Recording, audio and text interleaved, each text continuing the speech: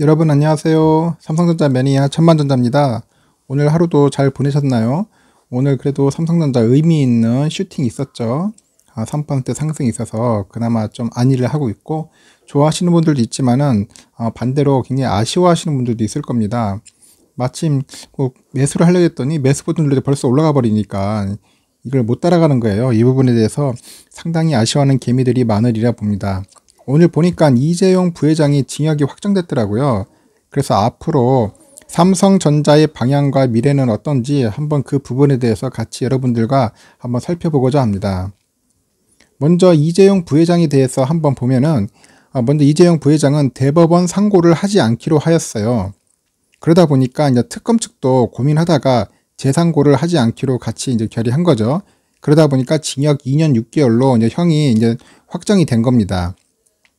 이로써 특검법의 목적은 이제 사실상 달성했죠. 특검의 승리라고 할 수 있겠죠.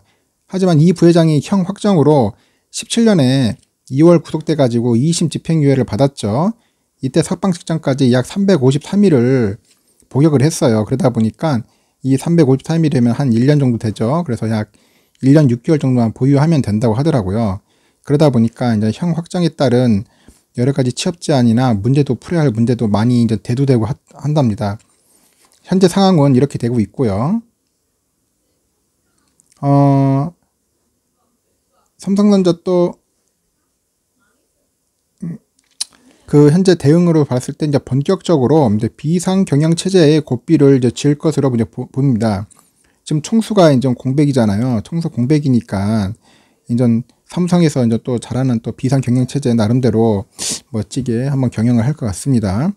17년 이후에 이제 그룹 해체 이후에는 이제 자율 경영을 많이 해온 만큼 각각 이제 뭐라 하면 계열사별로 이제 사장들이 직접 이제 결정하는 시스템으로 의사결정을 할 것으로 이제 예상을 하고 있어요. 총수의 결정이 필요한 부분은 이 부회장이 보고되는 형식으로 예상을 하는데요. 이 회장이 현재 이제 옥중에 있지 않습니까? 그러면 옥중 보고 방식으로 진행될 거라는 전망들이 지금 우세하고 있습니다.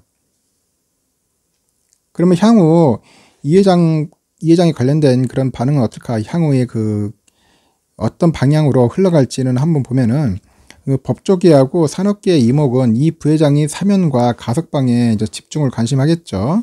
집중적으로 사면할지 가석방을 할지를 이제 그쪽으로 볼 것 같습니다. 재상고 포기로 이 부회장은 사면 요건이 사실상 갖춰진 거예요. 353일 수감 생활을 하였고요. 전체 형량의 40%가 이미 채운 상황입니다. 형법 형기에 3분의 1을 채운 수용자는 가석방 심사 대상이 될 수 있다고 하네요. 그래서 이런 부분도 나름대로 이제 고려할 수 있다고 보여지고요. 예를 든다면은 예전에 그 조세포탈 혐의로 이재현 CJ 회장도 16년 7월 달에 재상고를 포기를 했었거든요. 그러다 형이 확정됐고 다음 달 특별 사면으로 풀려난 케이스가 있습니다. 그런데 문제는 이제 문 대통령이 뇌물, 알선수재, 알선술의 배임 횡령 등 이 5대 중대 범죄에 대해서는 사면권을 행사하지 않겠다고 밝혔던 것이 이제 걸림돌이 되겠죠. 5대 중대 부패 범죄에 걸려 들어가면은 이제 사면권을 하지 않겠다고 하니까 어떻게 될지는 잘 모르겠어요. 그 이후로는. 또 예를 보면은 SK그룹의 최지원 부회장의 사례도 보면은 형기 92%가 집행 후 가석방됐거든요. 만약 석방되면은 우리 이재용 부회장은 올 하반기나 가능할 것으로 현재 전망 중에 있습니다. 개인적으로는 좀 빨리 나왔으면 좋겠습니다. 총수의 빈자리를 빨리 채워서 좀 더 공격적으로 이제 의사결정도 할 수 있고 치고 나가야겠죠. 그러면 삼전 주가의 반응은 어떻는가? 오늘 이 부회장이 실형 확정에도 주가는 아주 좋았습니다. 3% 상승을 했고요. 전날 대비 2,600원 상승했죠.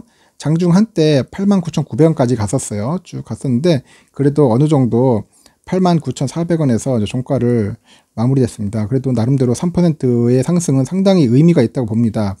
전에 말씀드렸처럼 이번 주가 상당히 고비인 것 같아요. 이번 주가 어떤 모습으로 어떤 주가 상승으로 보여줄지는 다들 지금 기대하고 있고요.